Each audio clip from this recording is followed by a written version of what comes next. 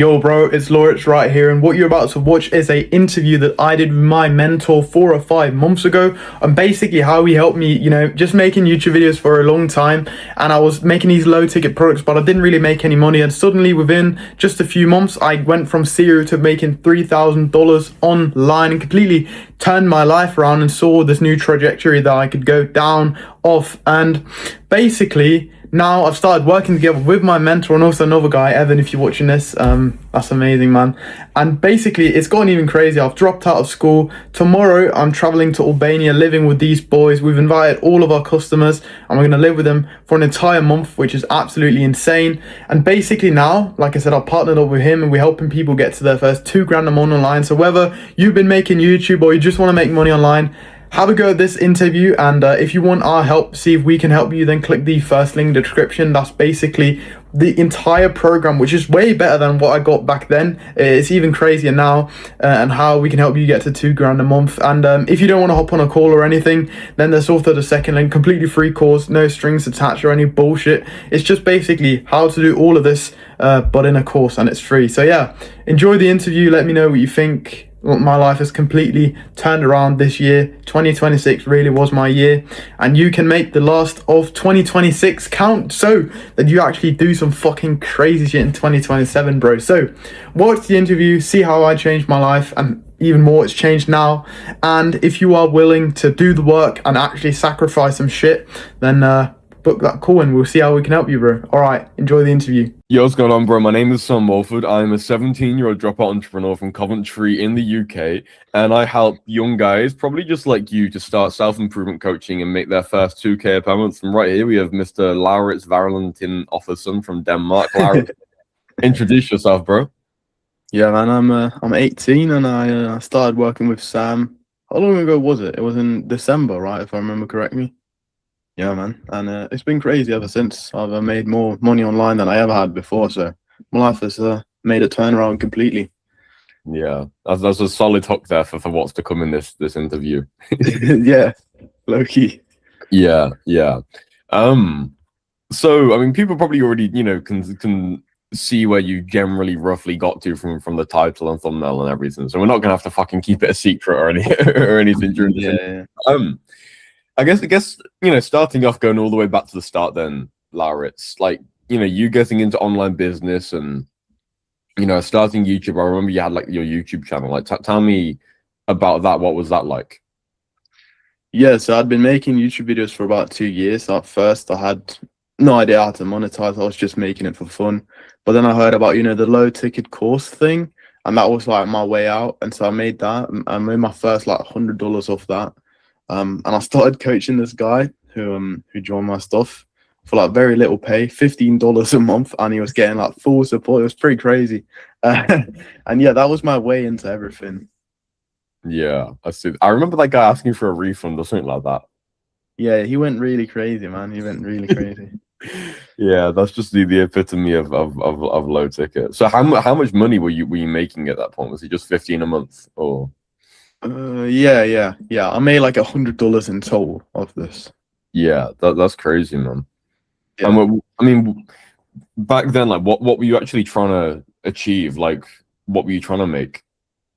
Well, I always had the big vision of 10 grand a month, and I thought that if I just had one video blow up, it would be possible. Like, I wanted to do like pretty much every young guy's dream, like move out, travel, do all that stuff, right, and make a lot of money. And so I'd set a goal that I'd be making 5 grand a month within 1 year when I sold these low ticket courses.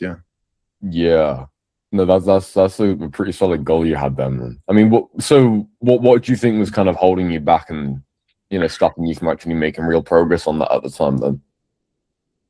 Probably the fact that I was doing this low ticket thing, because like if you've been watching all the Sam videos, it's like a gear 5 thing, and so I was I wasn't getting like tens of thousands of views, so I wasn't getting many sales, obviously, and so I didn't know what to do to make more money, to be honest.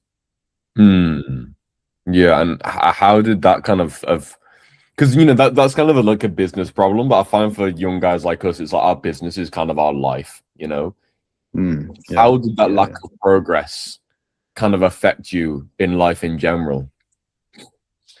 I mean, it demotivated me. I was like big on the grind and self improvement and all that stuff, right? And so it kind of demotivated me. It made me want to work less hard because it felt like I was doing the work, but for what purpose, right? I wasn't really getting anywhere. I wasn't making money. Not really. Yeah. So you think kind of like not being able to lock in was a problem? Yeah. Yeah. It was. Yeah.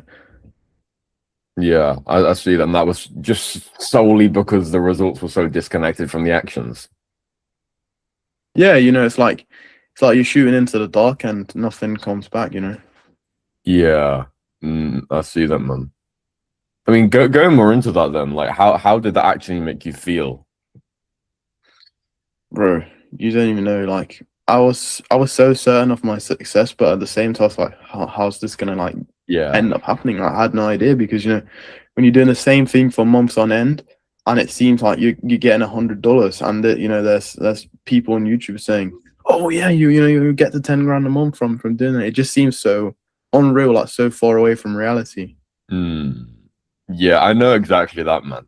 Yeah. It's like you feel you're fucking destined for success, and Yeah. it's like you've got that weird thing inside of you. But then at the same time, it's like you haven't really seen any real results, and it's like you're just hoping for that blow up, and the blow up just fucking never Yeah. comes. Yeah. And it's like your intuitive feelings within you contradict the logic, like really, really heavily. Yeah, I see that, man. Yeah, I think a lot of guys are sort of still in that position now where it's like, they're not working as hard as they could be. They just can't start, they're waiting and relying on, the external force of YouTube to save them, instead of going and taking action. I do get that, bro. Yeah. Yeah.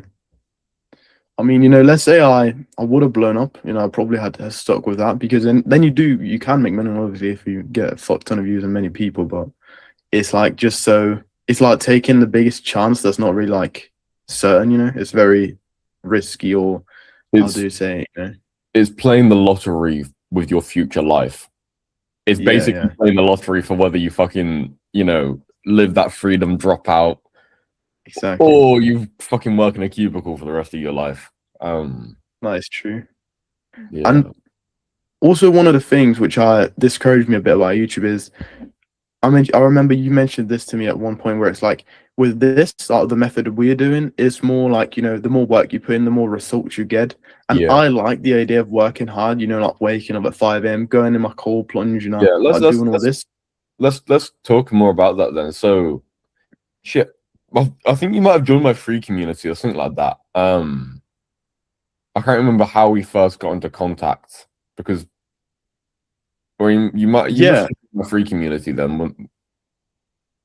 Yeah, I think I randomly saw it and I was in there for quite some time and nothing really happened. But then you sent me a message, Yeah. Hang on, let's have a look at this. I can fucking scroll back on the messages. Yeah, October 27th you joined, and then I remember it was November the 30th that I closed you. Because that November the 30th was like my first ever like 3K day. Yeah. Oh yeah, I see. We got on the call, and then you like that thing. So I mean, tell me about that. Like, why did you actually join? Like, what made you pick this?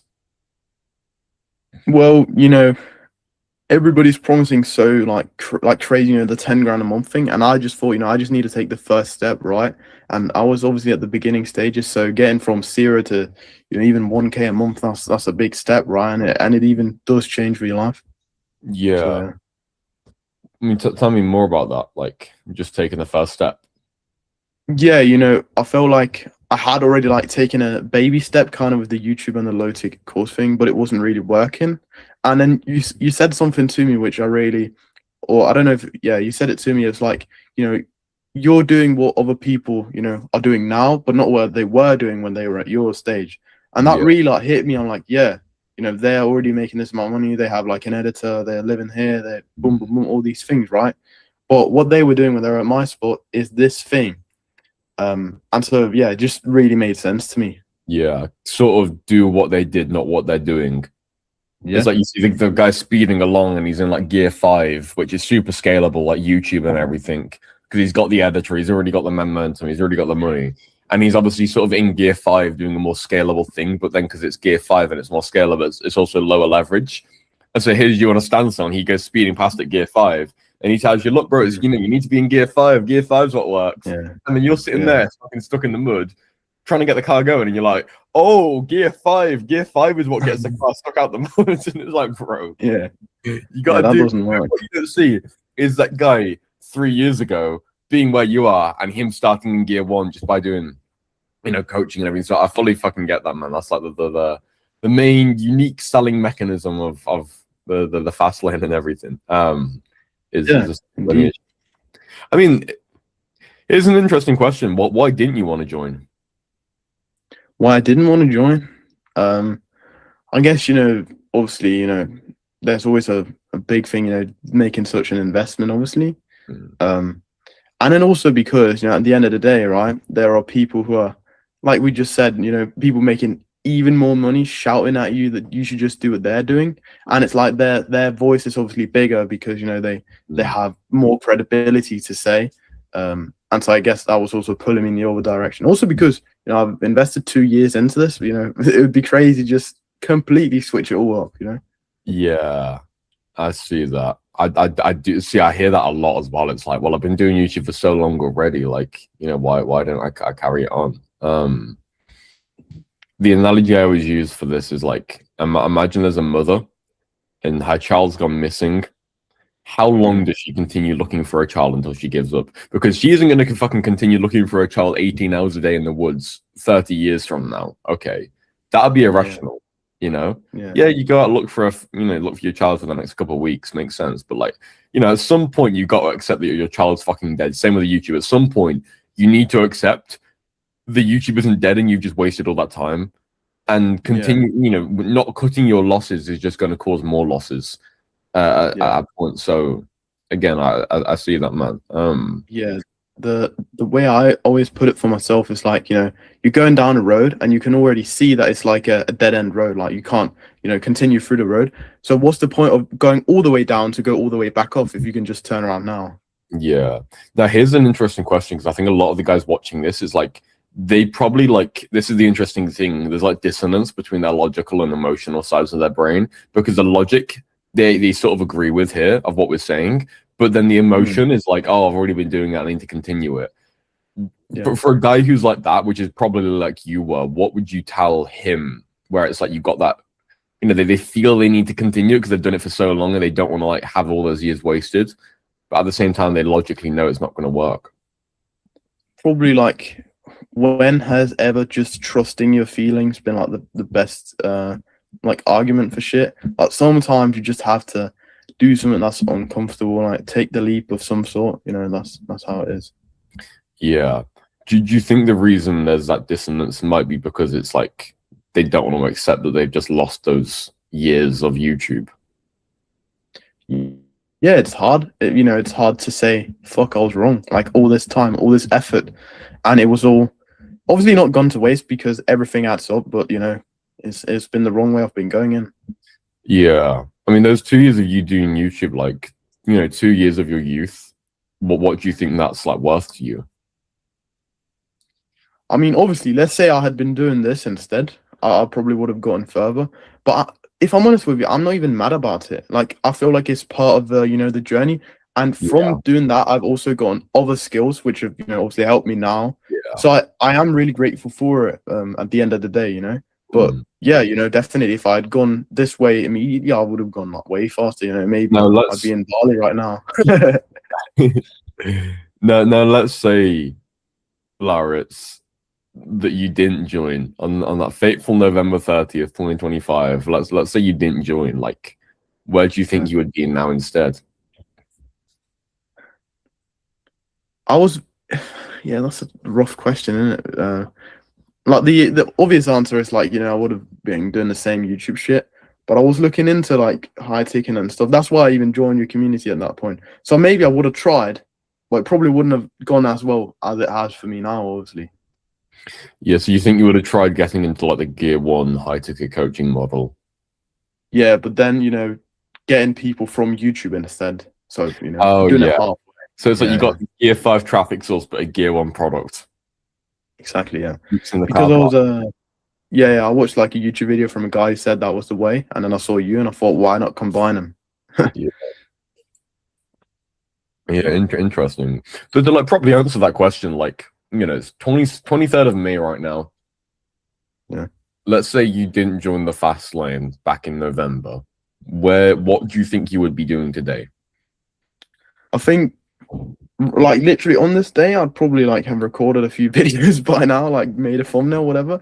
And my biggest achievement would have been like surpassing 1,000 subs or something like that. Yeah, how many subs you on right now?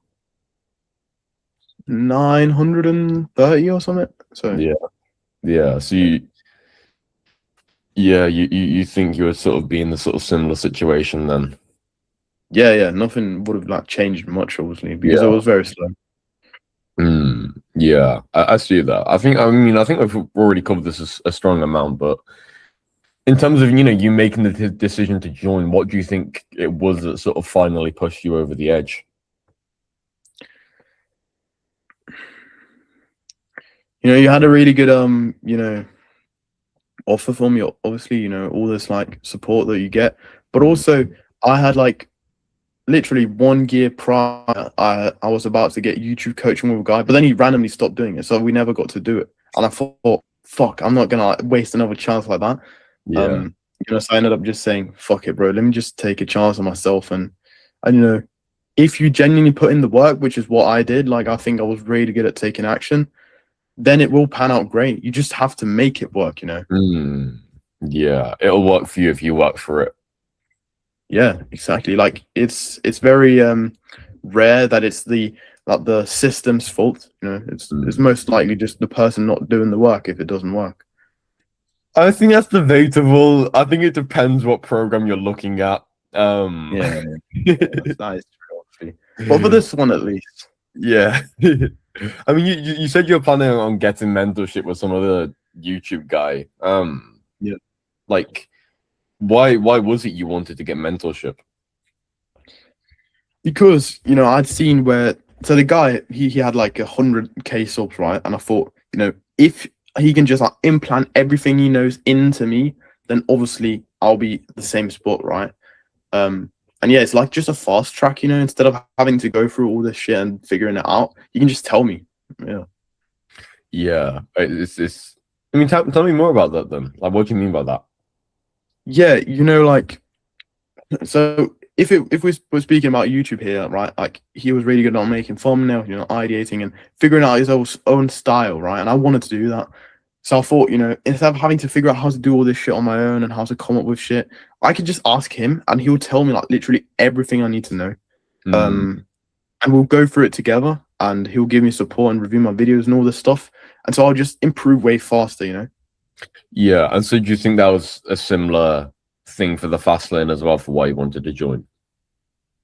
Yeah, because you get your calls reviewed, so you improve for every single one of them. The offer is built together, the call script is even built together. There's training on literally everything you could imagine, and so there's no point in time where you like think, oh shit, what do I need to do here, or what is the answer to this question? Because it's like having ChatGPT by your side, but for everything, right?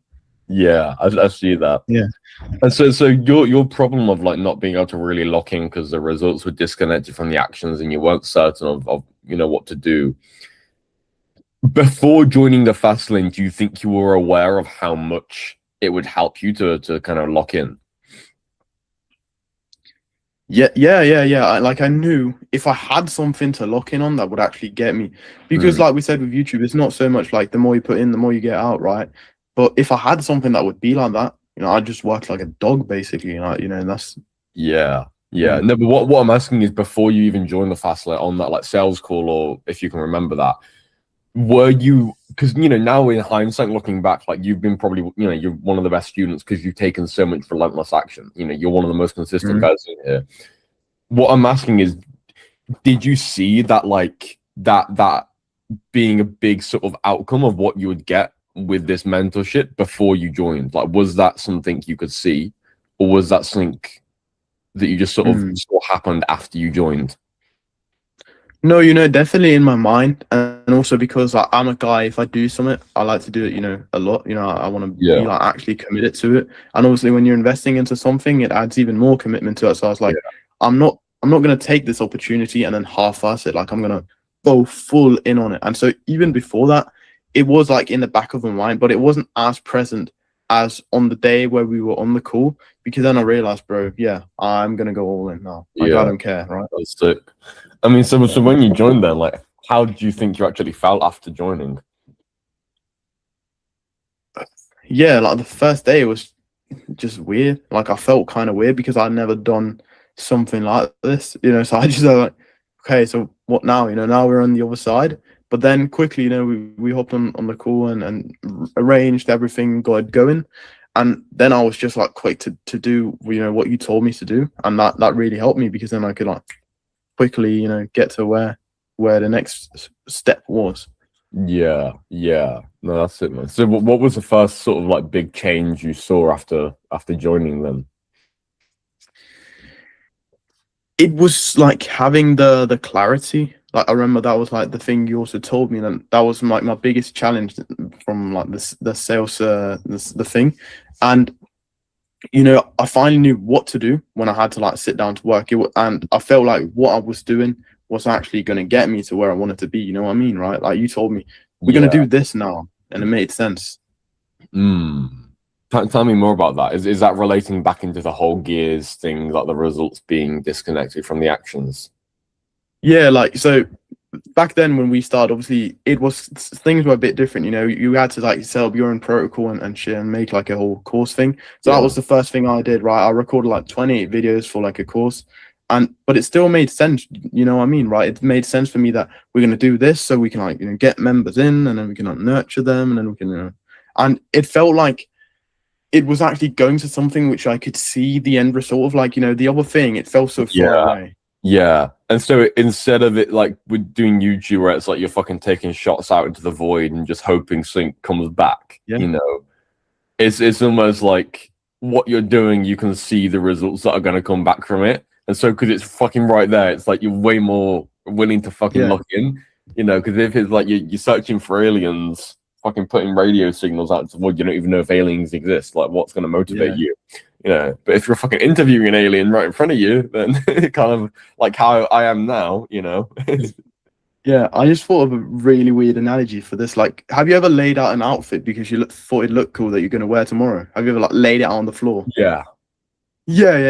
So basically, it felt like that outfit had been laid out. I just needed to put the clothes on. Like, that's how it felt finally. That is a bit weird. But... Interesting analogy, but yeah, fair enough. I do see that.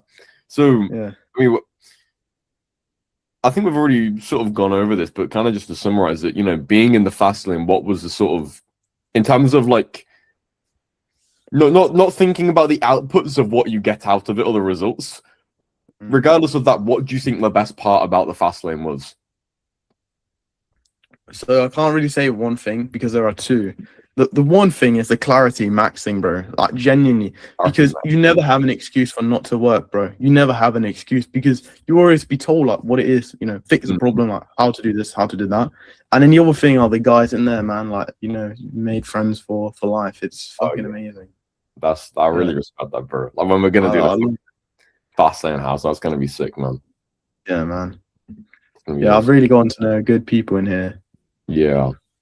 Yeah, I mean, honestly, like if you were to be interviewing me and you were to ask me what my favorite part of the fast lane is, I would have just to say it's like the brotherhood, man. The fucking community we have, bro, is sick. And like even Oggy, for example, who joined recently, you know, him getting his first sale like yesterday after like a month or something like that. I've grinding and locking in, and you know, he's now becoming a part of the community.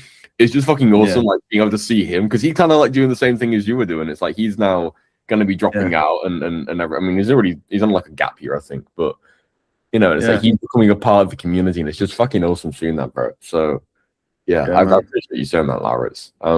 It's crazy how close you can get to people like online, like especially like for me, like the guy I've gotten most close to is like Evan, bro. It's crazy how close you can get to people fucking over a screen, man.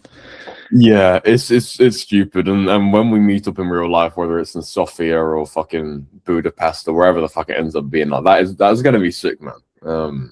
Yeah. That's gonna be awesome.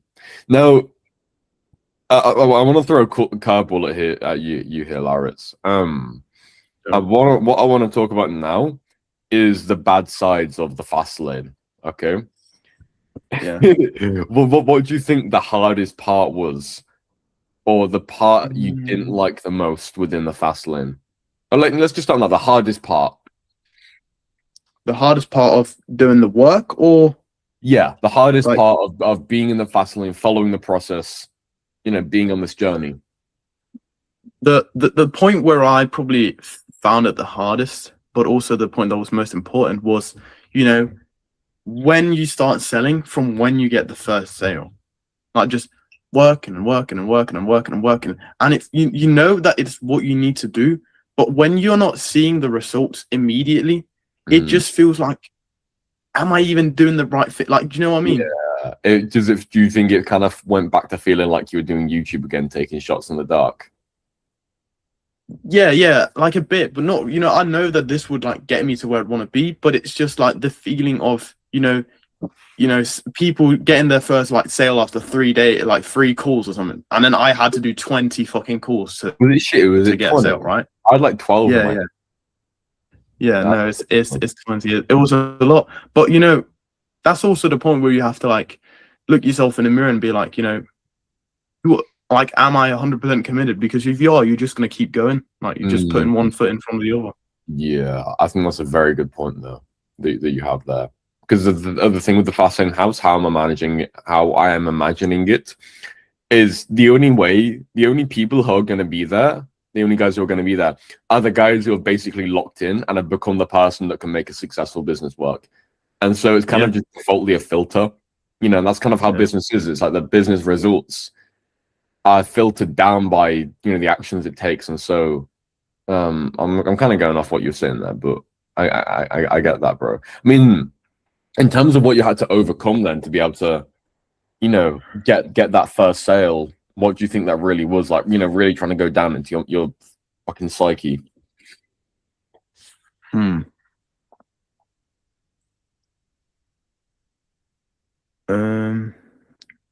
I'd say like one thing I had to develop was like very good persistence. Just like sticking to it even when it was like going shit. Having a bad call where you feel like, oh, I could have done better here. Like just having the mindset that, kind of removing your ego and being like, you just need to learn from everything and like be honest with yourself. Like, don't say you're better than you are, because if you were, then you'd be doing better, obviously. So for me, it was just like I said, keep doing it even though you haven't gotten results yet. Yeah, I think that's like the main thing. Yeah, just holding out through that period where you when the action's in. See, that's the interesting thing, because that directly contradicts the whole thing about this being super linear and getting results fast. No, but it's not like it was like, it's not like it was slow. Like, I think going from 0, like never been on a call, like I was shaking on my first discovery call like before, because I was like, nervous. I never like it being involved with so much money, for my offer and shit. And then 2 months later, like I made my first sale, right? So yeah, I mean I think, see, this is the interesting thing. I think for you, it's like you went through that like long period of no results, and then as soon as you started getting sales, shit got easier. Yeah, I mean, we'll talk about that soon, but now this is going to be a really brutal question. I remember I told you before this that you would need to be fully honest, man. Okay, you can be brutal with this. Okay, what didn't you like the most about the fast lane? My delivery, the way I built the fast lane, or even like before the fast lane was a thing, like that period. What was it? It would have just been like December, I think it was, or like January when it was one coaching. Within all that, what was your least favorite part? Like, if you could improve something about what I did, what would that be? Yeah,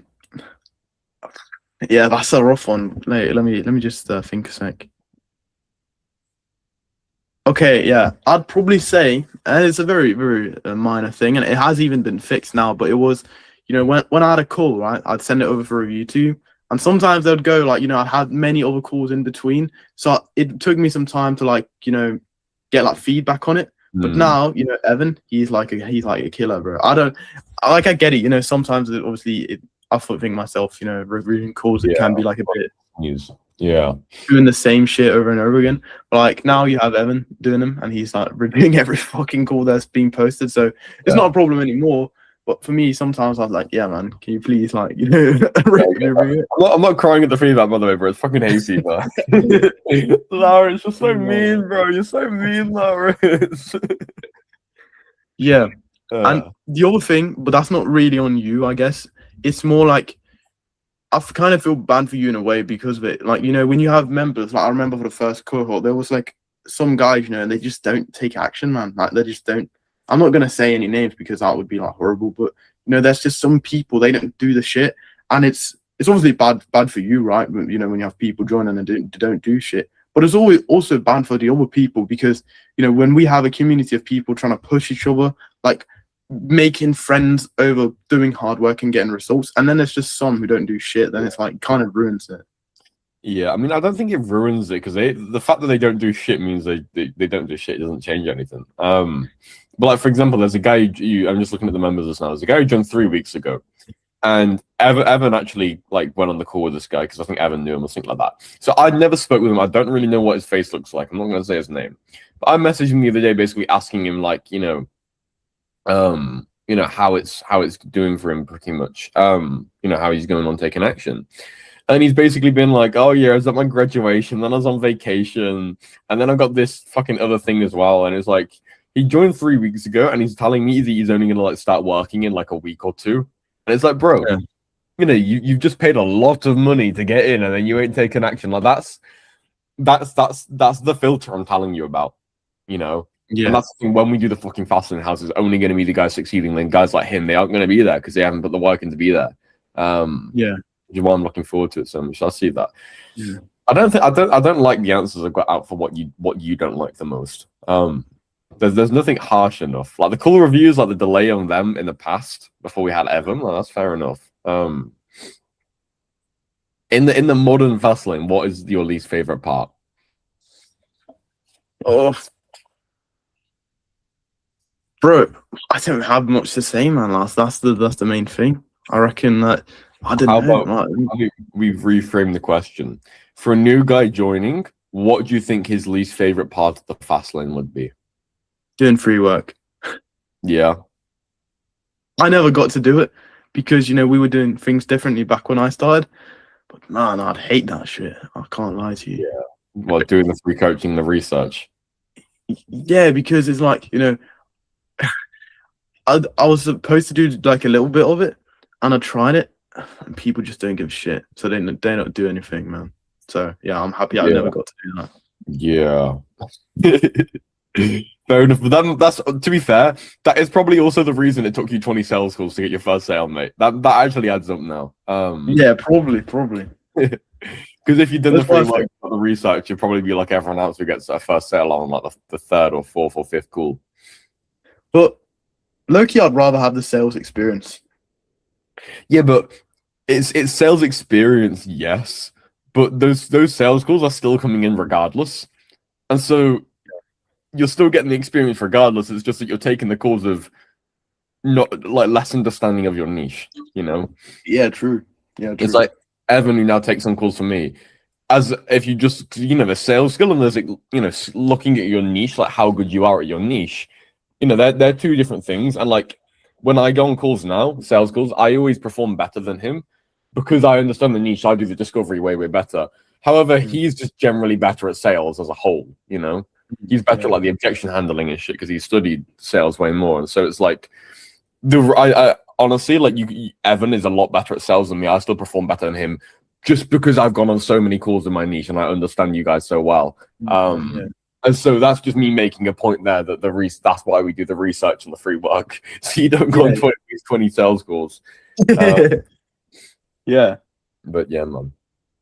So that's all I have to say, man. Yeah. No. So moving into the juicy shit now, Lauritz. When was it you got your first sale? It was. Oh yeah, I remember very clearly actually. So it was literally on the last day of us like having our, you know, coaching period. It was on the 28th of February at 10 p.m. or something like that. It was pretty crazy. Yeah, the very, very last day. How much was that sale for? 1K.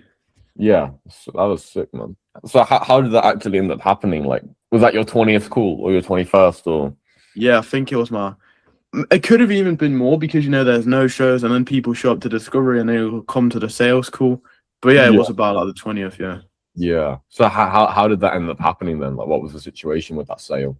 It was actually a very smooth process. I sent him a DM because I'd made a post in the community, and quickly, boom, boom, on the call, Discovery, we got really deep, like pressing properly into this guy, right? It's going really great. And I'm like, well, yeah, okay.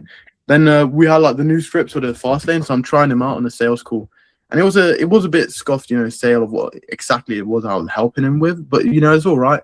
And then it was the longest sales call one of the longest ones. Like it was over an hour because he was very unsure about taking a leap, but then we got him on the other side of the fence. So when you got that little green cha-ching in the bottom left and the money was through, how did you feel, Lawrence? Bro, it's crazy. I have like an 8-minute video on my phone, right? Because I literally jumped up and I made such a big clap, right? That it literally hurt my hands and it gave like an echo in the house. And I'm like, let's fucking go, man. I'm like dancing, jumping all over the floor, running around the house. And I record like a video of me just shouting at my phone for straight 8 minutes. Like, yeah. Bro, we're gonna have to fucking append the video at the end of this call recording. Yeah, it's in Danish though, but we can either way. Yeah. Get some subtitles on there or some shit like that. Yeah, so going on from that epic moment of your first sale, man, like how was it with future sales after that? It was actually a bit weird, or not weird. Like the feeling was weird because then I thought like, yeah, I'm on the top of the world. I'm fucking like best and shit. And then I went on a lot of calls the following week, but then I didn't get any sales. Obviously, you can't expect too much, when you're still just starting out, right? And then I got a little bit like, wait, I'm not as good as I thought I was. But then I went back into the mindset like I had before I got the first sale, just like, yeah, let me just more and more calls and eventually I'll make some money. And then the month after I made another sale, and then the month after I made another sale, and then it's just been going like that ever since. Yeah, that's awesome. That's how much have you like made total now? 3K in deals. Yeah, that's pretty solid, bro. And that's I mean, how many calls are you taking at the moment then? 60 calls, I think. Yeah, no, like taking like the rate of calls at the current moment. Ooh, yeah, man. Like after I got back from traveling 4 or 5 a week, I'd say 4 a week right now. Yeah. Yeah, so that's hopefully that number's going to be increasing pretty rapidly. Yeah, man. Yeah, like usually it would be like between 5 and 7, I'd say. Yeah, that's like good, man.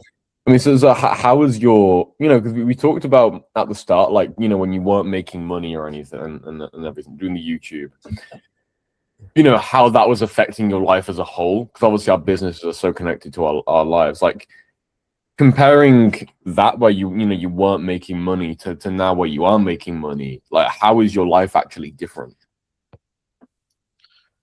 I'd say, like, physically, it's the same.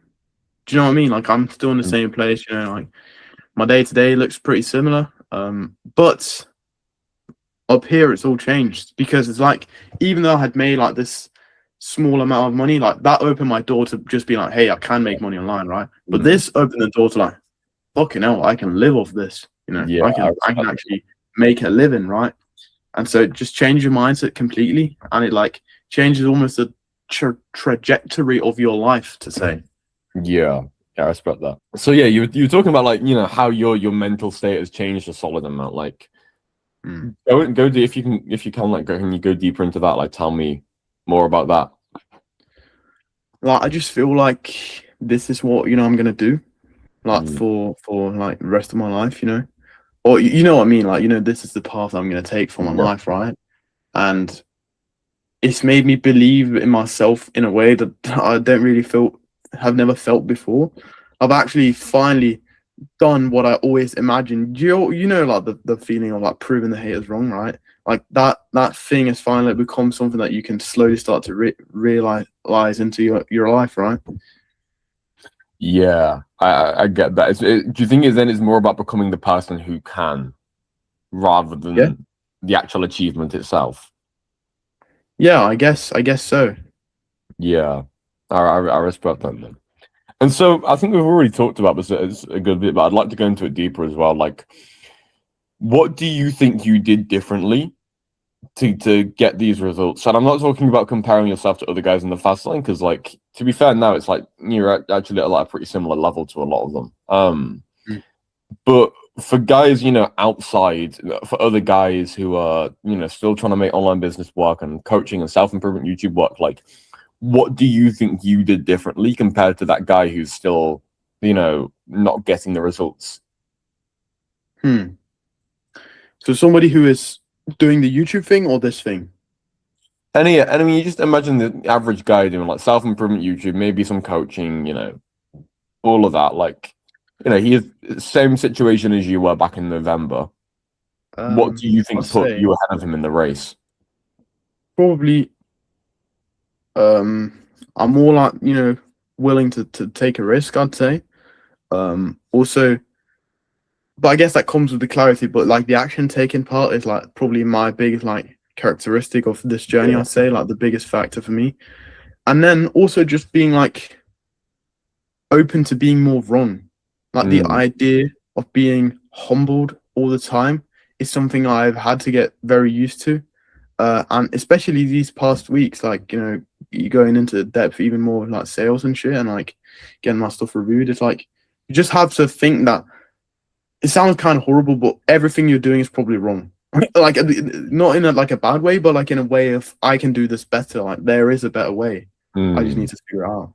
Yeah, I see that, man. And so why do you think other people who are in your past situation tend to stay stuck where they are? It's because, like we also discussed earlier, they've been doing it for so long, and then they cling on to what Mm, they know. Because at the end of the day, right, they've been doing it for so long, and even though it hasn't gotten them where they want to be, it's still more safe than switching everything up and then doing something completely different. yeah, yeah. I see that. It's like the fucking safety mechanism in their brains. Yeah, yeah. I understand that, man. And so yeah, starting to like close up now then, like where do you think you're going next from here? Like in terms of how much money I'm making or what I'm gonna do. All of it, man. Yeah, man. So I'm looking to, maybe become like a setter closer type of thing, getting even more into sales because I think it's very interesting. Like I really love being on the call, like doing it, the adrenaline rush. And then I guess my goal was to get to 5 grand a month within September this year. So we'll see how that pans out. So yeah. Yeah, yeah. What do you think is now possible for you? This is quite an interesting question. What do you think is now possible for you to achieve, which you didn't think was possible for you to achieve before?